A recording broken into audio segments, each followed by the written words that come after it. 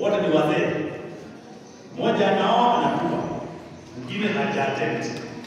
Kuna mtu anasema kwa nilikosea wapi? Nataka kuwatuma kazi hawatia dad.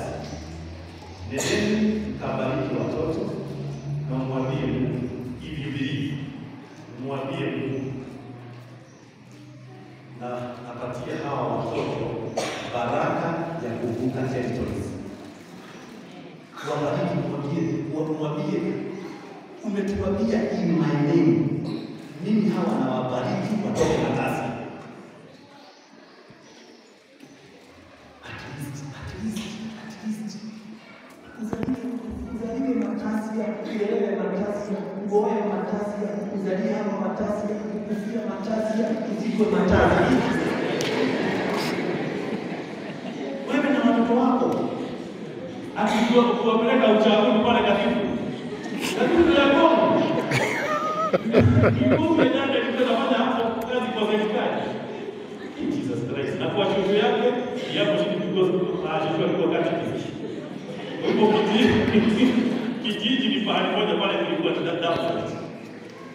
Bana.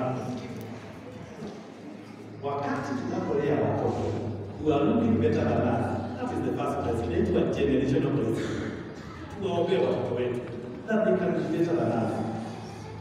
Tunapoomba what we call generational healing. Generational healing means we are raising children when you are better than us in all aspects.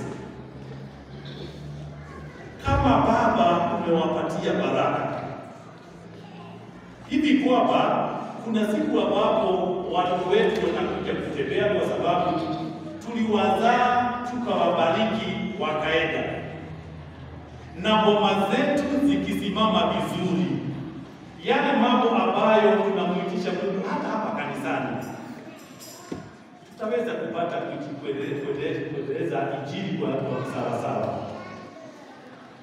Jambo la pili ni kuongea mambo ya imani. Nataka kuongea imani ya Naaman. Naaman alikuwa na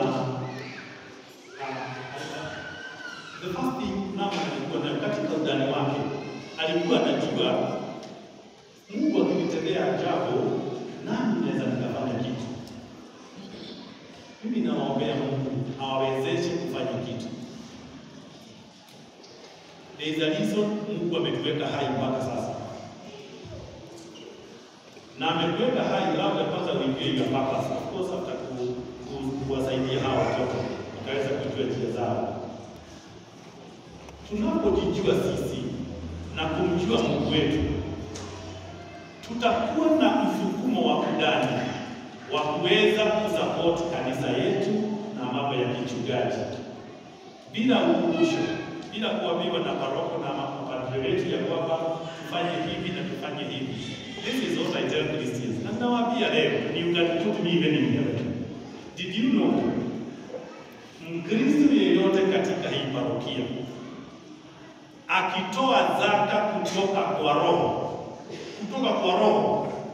kwa msukumo wa Roho Mtakatifu na urafiki wa dhati kati yako na Mungu, mkifanya hivyo kutoka kwa roho, kwa msukumo wa Mungu mwenyewe, you will never have second collections or even harvest.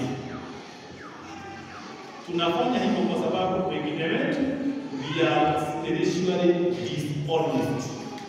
Sio ati hatujazawadia. Na ningetaka kwa challenge tuweze kuonyesha imani ambayo iko na imani ambayo kutoka kwa roho. Mimi najua nikiuliza swali labda niweze kuuliza tena hapa, ni nini ilikufanya utoke nyumbani ukuje hapa? What was your motivation? That question ukijibu vizuri hakiko sawa. Ulikuja kwa sababu wewe ni wa kwaya, lazima ukuje na usimuibia misa, hakuna misa. Ulikuja kwa sababu ni wewe unapaswa ni jumuiya yenu ilikuwa inatumikia.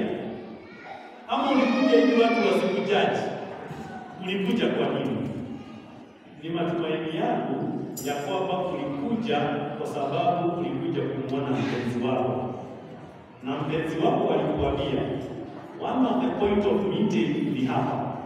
Kwa hivyo ulikuwa na msukumo wa undani wa mpenzi wako, the God who started the good work in you.